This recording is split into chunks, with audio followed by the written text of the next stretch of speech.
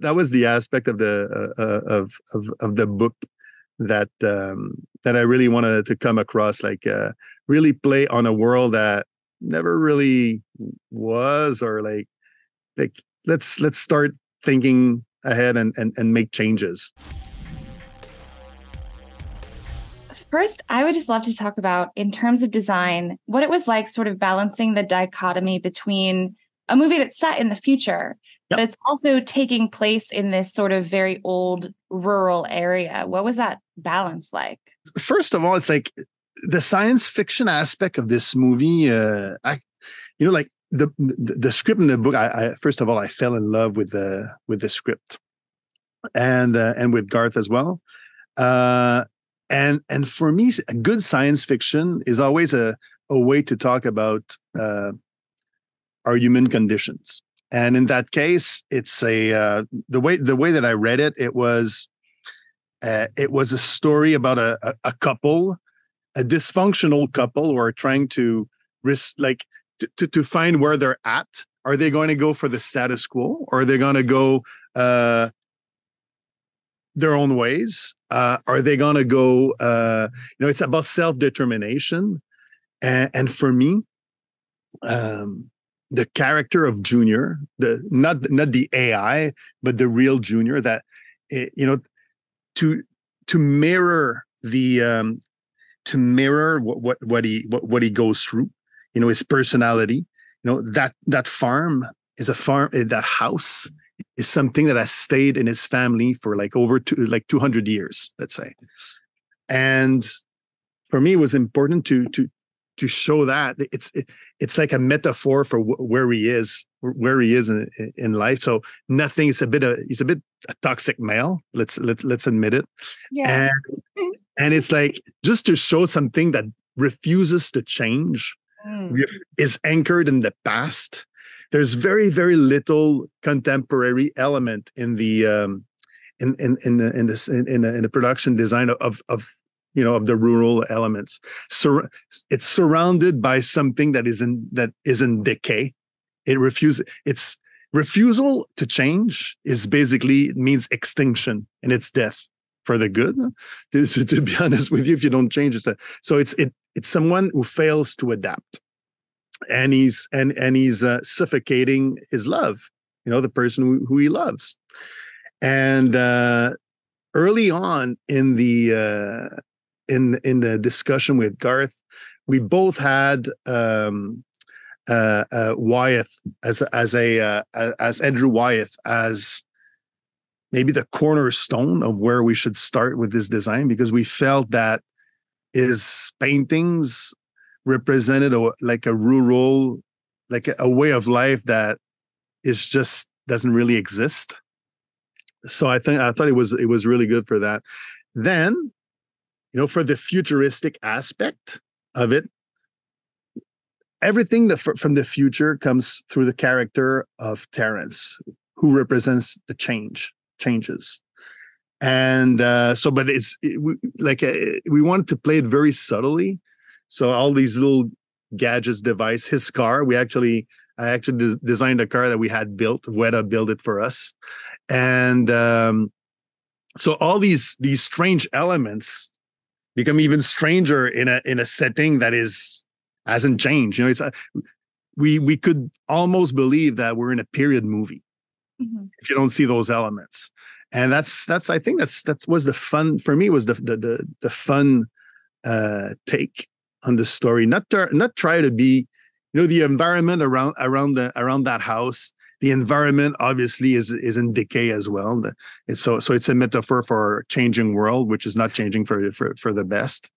And also there was a mirror. I don't know if you noticed it, between the vertical chicken farm and the way that the chickens are placed in that almost never ending farm, and grow chicken. I don't know how to say that in English, but and the spaceship, all these astronauts being like in a round. So it was just like, and it was basically the futuristic elements are the farm, the space station, obviously, and the chicken fry, and it's it's in between. It's just the the comparison between something that doesn't want to change and something that brings the change to the story. The character of excuse me, my English is a bit rusty at the moment. So, okay, I understood you perfectly. You understand, as long as you get my point, the point that I'm trying to put across. So yeah, so all the strange and the futuristic came from the character of Terrence. And this movie uses some really incredible locations as well. I'm curious what the process was like behind finding just the right spot, and if there were any scenes where it was especially difficult to find the perfect location. When we started this project, we were in the middle of the pandemic. So I was back. Actually, I designed the movie sitting outside, most of the time sitting outside when it wasn't raining, in my house in Montreal. And Garth was in Australia. And so for the setting of the farm, he had gone to an area called Winton Wetlands, which is about 3.5 hours away from Melbourne. And he had gone camping there with his family about 3 years prior to us shooting. And what's interesting about that area, it's basically an area that in the 50s, it's set in the unceded land of the Yorta tribe, Aboriginals. And in the 50s, late 50s, the government of Victoria, of the province of Victoria, decided to make a lake, like one of the human being's stupid ideas. Let's make a lake on unceded land, and let's drown the whole space, and let's drown the trees. So there's like hundreds of thousands of trees, which are like massive trees. They're not like those small, like massive, like full-grown trees of hundreds of years. And in the 2000, and that place became very popular for water sports. But in mid 90s, they realized maybe that wasn't such a good idea, and let's give back the land to the real owners, which is the Yorta community. And they just decided to, okay, let's evacuate the water and let's start restoring the land.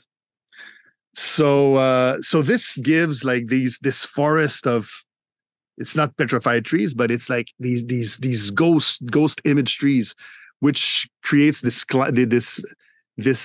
weirdness, this anxiogene. How do you say that in English? Anxiousness. Anxiousness within the landscape. It's like, okay, nothing grows anymore. So it was a bit poetic and weird and scary, like in that landscape, but being wetlands, the big challenge of that location was like wetlands, they get flooded once in a while. So I asked locations to first of all, before we decide where we're going to build that house, let's get the satellite photography of the area over the years and over different months, because the last thing I wanted to do is commit to building a house in a very specific spot, and then find out that we're going to be working in water. Mm-hmm. So basically, we had different spots. On computer we had Google Earth. We had and had scanned the area. So I put in 3D the house. And we play with the different, turning it on its axis for the right sun and the right. And then we had, as I was saying, we had 9 proposals, and we ended up being like the furthest away from the bottom of the lake, because it gets flooded once in a while, indeed. And it was the right move to do it. So, and it needed to be structurally sane as well, because it was a 2-story house, and we had like cranes on the second floor and like a crew. And the last thing you want to be is responsible for an accident. So we were very careful doing that. And we were welcomed with open heart, open hands by the Yorta community. And they were we were humbled by that because they were extremely helpful in the making of this endeavor. What were the biggest elements of the book that you really wanted to make sure came through visually, whether it was a particular scene or something more general thematically? It's more general thematically. It's really about that stalled relationship, which is not moving. And again, like I was saying, with the playing with the whole ways of the world, like it's almost like make America great again. But it's like, was it ever? Like you know what I'm saying? It's just like, really? It's like this were the best. Like Junior, you long for those times. Not so sure. It's a bit decaying. So that was the aspect of the book that I really wanted to come across, like really play on a world that never really was, or like let's start thinking ahead and make changes for the better of the planet and the better of your relationship. So that was the point I was trying to get across.